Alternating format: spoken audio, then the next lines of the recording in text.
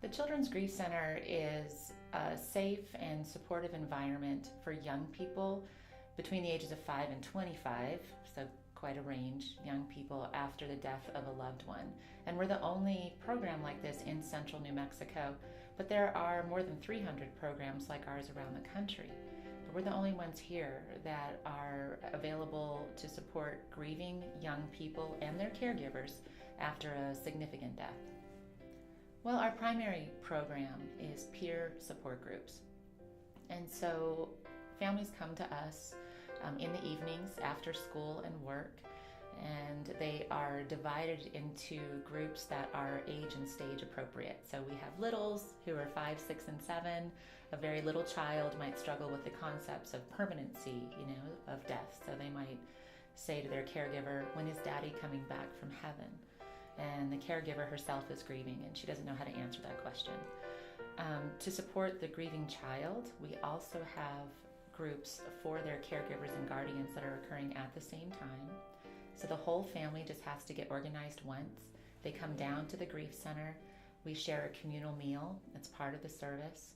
We have dinner from 5:30 to 6, and then we have group from 6 to 7:15 p.m. every Tuesday, Wednesday, and Thursday in the North Valley and in Rio Rancho. All of these families come to us because of an out-of-order, unexpected death that shouldn't have happened, and therefore most of them tend to be more traumatic deaths. Families aren't coming to us after, grandma, age 95, passed away in her sleep.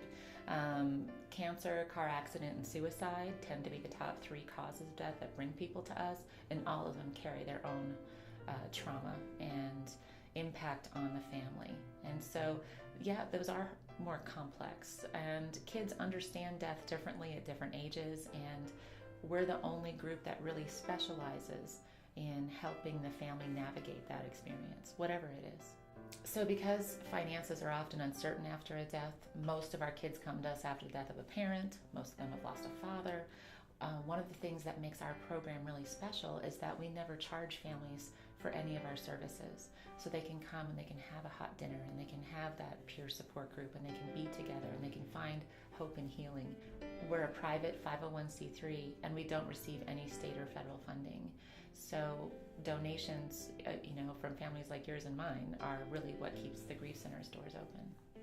When we first applied to be considered for an Albuquerque Involved grant, we asked for funding for our regular programs, our groups, the things that we do all the time. But when I came here today, I thought the thing that we need most right now is help with our printing and our sort of distribution budget, which we have just blown through completely. There have been a lot of high-profile tragic losses in our community in the last couple of months. We all know about the Victoria Martins case, of course.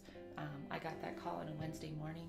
That was the 3rd murder that week that we had gotten informed of at the Children's Grief Center, where there were kids involved and there were families that were torn apart.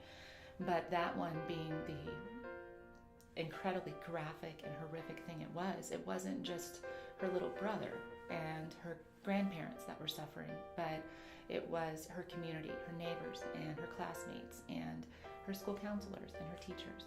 And this is why we need a Children's Grief Center. This is why we're always going to need a Children's Grief Center.